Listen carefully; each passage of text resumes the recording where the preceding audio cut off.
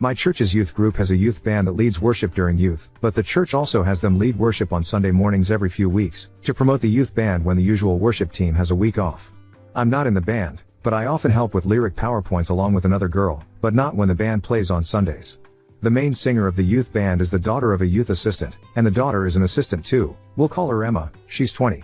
I'm writing because of what happened the last time the youth band led Sunday worship on June 30th, that led to Emma and her family leaving the church. In between one of the songs, Emma said she felt led to say that Christian nationalism wasn't of God because forcing people to believe went against the basis of Christianity because God gave free will and too many Christians forgot that. She also said there would be no short and narrow path if people were forced to walk it before saying Project 2025 was advertised as Christian but resembled nothing of God because God never forced people to believe in Him. No one confronted her or anything as it was brief, and they played a few more songs along with the closing song after the pastor finished his sermon. But when we got to youth on Friday night, Emma and her mother weren't there. And we were later informed, by the youth pastor, that Emma and her mom would no longer be helping the youth before a bunch of stuff about giving others the chance to be lead singers because Emma had left the church. However, word got out from one of the band's players that Emma told the band that she got banned during the week and that her parents left the church with her, so they already knew before we found out at youth. The reason I'm making this post is because of a conversation I had with the band, another PowerPoint G. Earl, the same Friday the youth pastor announced it, and the conversation was private from the rest of the kids. Long story short, the band is upset about what happened to Emma, and they've been throwing around ideas on what to do. The one they're heavily considering is a walkout the next time they're scheduled to play on Sunday after playing the intro song. Service opens with an intro song before someone comes on stage to welcome everyone before worship continues, and they would voice support for Emma before walking out together. They haven't told anyone not associated with the band because they don't want anyone to spill the deets. But the main thing we're debating is repercussions from our parents and whether or not it's worth the risk. There's likely a few weeks until the band plays on Sunday again, and they still haven't decided on a new lead singer yet. I also want to add that the church didn't upload the worship portion of the service with Emma and only uploaded the sermon from that day. They always include worship on their YouTube upload of the service. Most of the concerns were around tuition punishments as some of them have their parents helping pay, but they still want to do something. And while I'm not in the band technically aside from coordinating PowerPoint lyrics occasionally, I figured the least I could do was get advice from other adults anonymously because we don't want to ask our parents for obvious reasons, and maybe others could see more pros and cons that we can. I appreciate any advice that anyone gives and will relay it to the band too. Update 1. First, the band is still going through with the walkout, and they're keeping it within the band so that no other kids tell their parents who might tell leaders. It would have been awesome to include others, but the risk of the church catching wind was too great. Second, we have a date of 8/4 when the youth band will do worship for the adults again. Third, the youth pastor appointed a singer from within the group who will take turns singing on Sundays with future participants in the coming weeks. Here's how we hope it happens. The band will play the opening song, which officially starts service, and usually lets people know it's starting. Many make their way from the foyer during the intro song.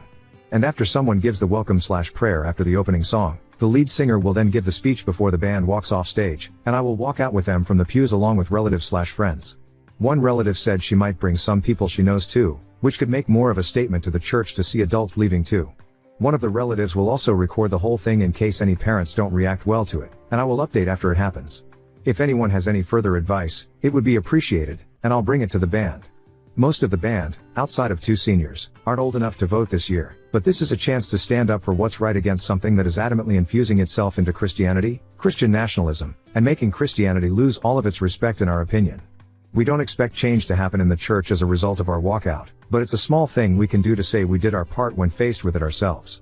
Another commenter put it best when she asked if we'd be able to live with ourselves if we did nothing, and the answer has been no for us so far. I also want to add something I forgot to clarify in my first post. Emma didn't say what she did out of the blue. She had been vocal about the pastor talking politics for some time according to the band, and I've seen much of it too. However, a lot of people sent DMs disagreeing with the band's decision. So before I get into it, I want to give specifics of what the pastor has done. The pastor mentioned Trump from the pulpit numerous times, including the aftermath of the 2020 election, to voice discontent over THE results.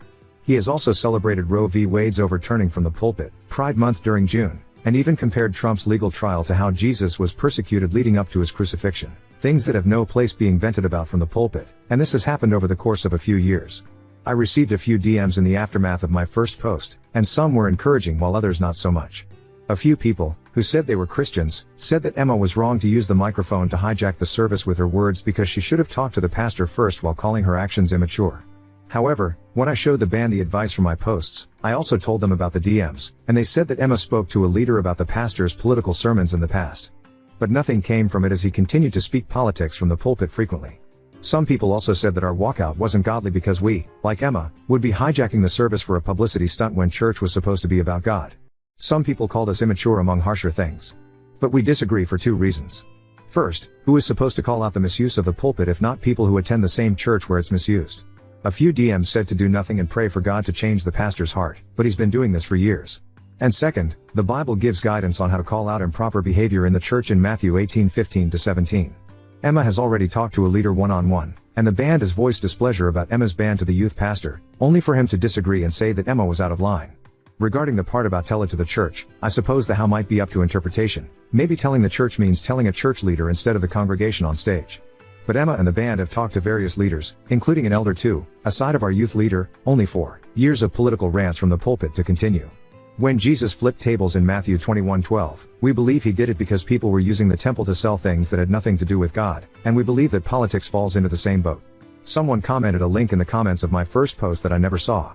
But I showed the band, and we couldn't agree with it more. Pastor Lauren Livingston talked about the role of politics in the church and how politics shouldn't be combined with Christianity, and I'll leave the link here. I still plan to speak with my parents ahead of 8/4, and I'll share the write-up the band is working on really soon. I really appreciate everyone who commented too. Lastly, I want to clarify that the walkout is the band's decision entirely. I am not a member of the band, I just do PowerPoint lyrics during youth, and I'm not even in the band's group chat with Emma. As some of the band members are contemplating punishments from parents, 2 seniors who are concerned with their parents removing tuition help, I will support whatever they decide while understanding that they have to take care of their future too, as many commented. If they decide to continue with the walkout, I will support them and walk out from the pews. But if they change their mind because repercussions are too great, I will respect that and continue to support them. Update 2.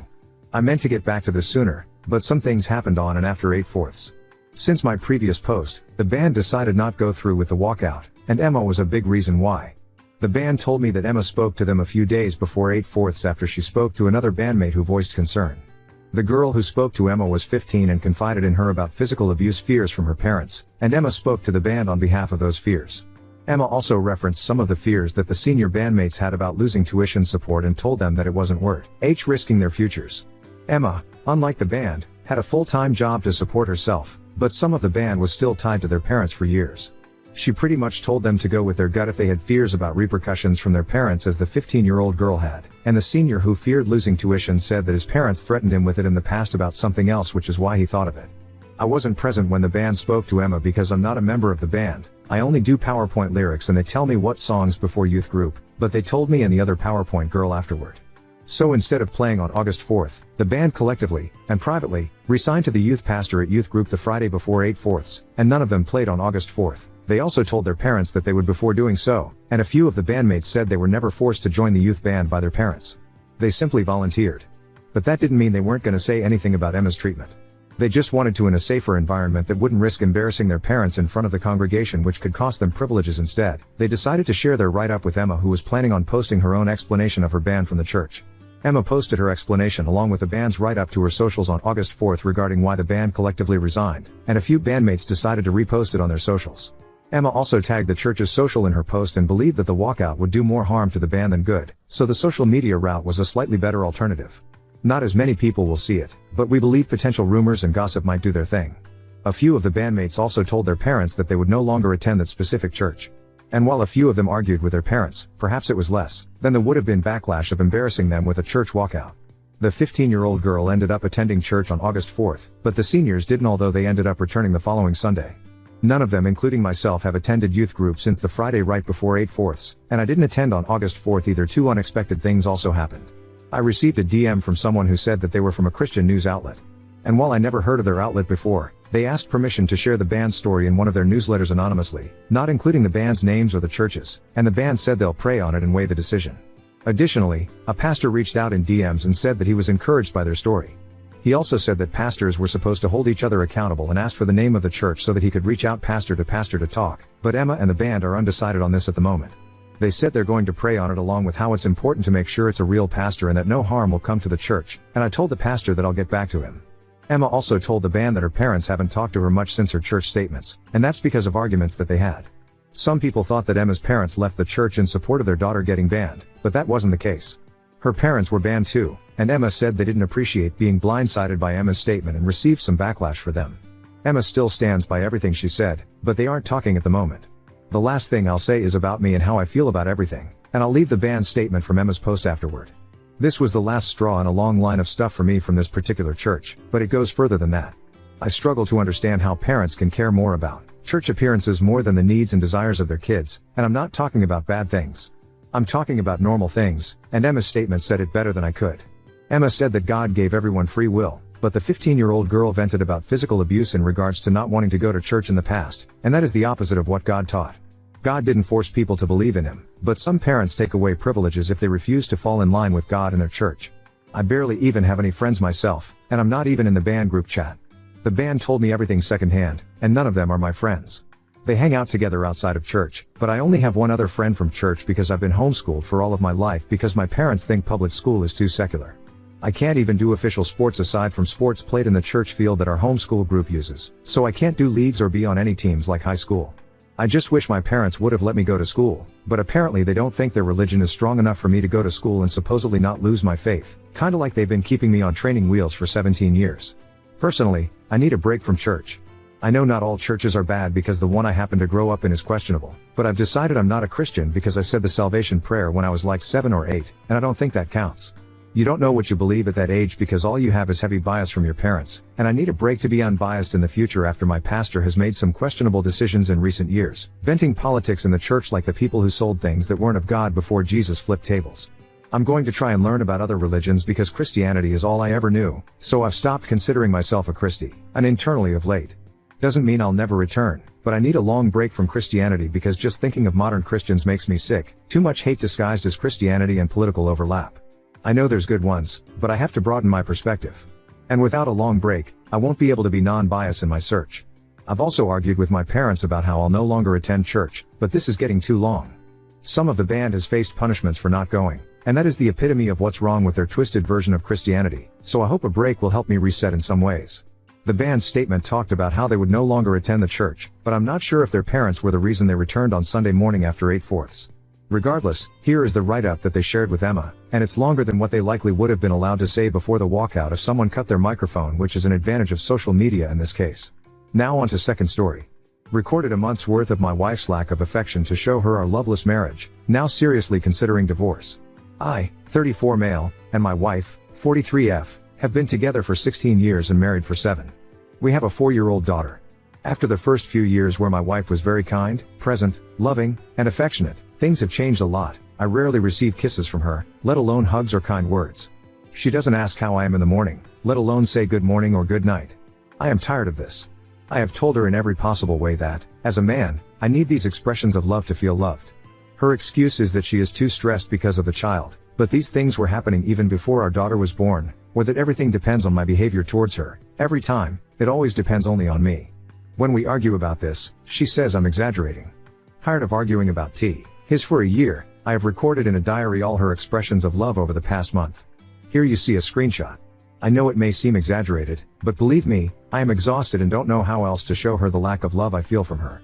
What I don't understand is that, sexually, things are fine and we have sex 2 to 3 times a week, sometimes initiated by her. I am fed up, I don't feel loved as I would like, and I have lived like this for many years and now I can't take it anymore. Please don't get mad at me, everyone needs their own time to understand certain things, and I realized this over the past year. I am a romantic, passionate, and attentive man. Normally, I can give 5 to 6 hugs a day, kisses, compliments, surprises, and I can talk about anything and discuss things in different ways. However, being treated like this makes me shut down and withdraw because of the lack of reciprocity. I am seriously thinking of divorcing because I don't feel heard or understood.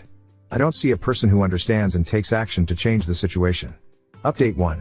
These days, after publishing the post, I've spent a lot of time reading online, watching reels, watching YouTube videos to better understand my situation, and thanks to one of these, I discovered the issue of avoidant attachment style. I was stunned by how closely my wife fit the description, and I set out to thoroughly study the case.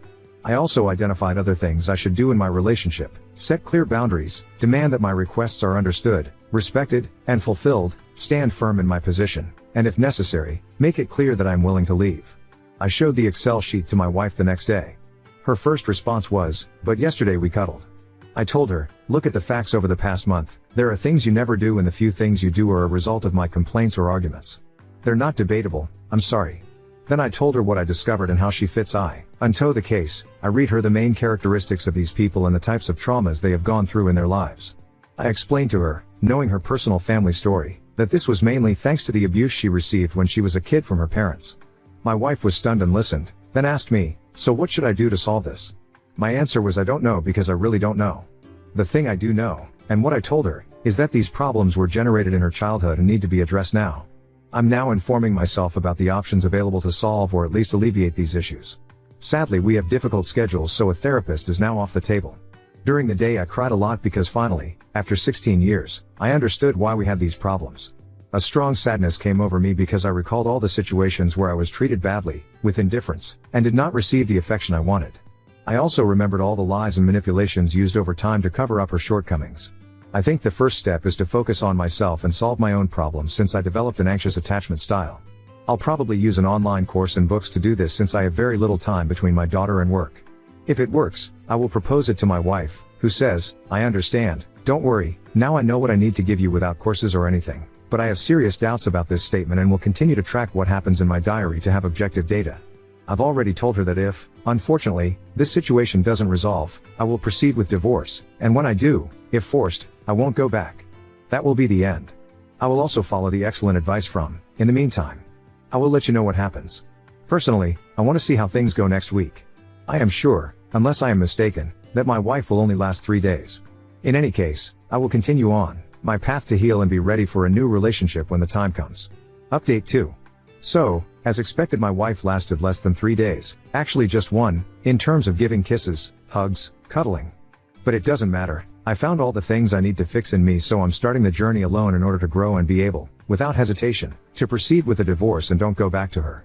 I'm also seeing a lawyer to have everything checked before I proceed in the future.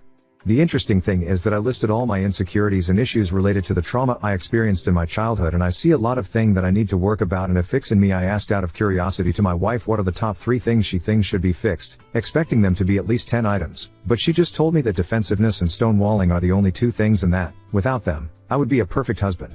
I was stunned and confused the whole day. I also asked her if removing these 2 things would result in her loving me more, but she told me no because she already loves me the way I am and this is just my cross. So it seems she's happy with the marriage while I'm not. I want more from a relationship, at least the basic caring of a wife.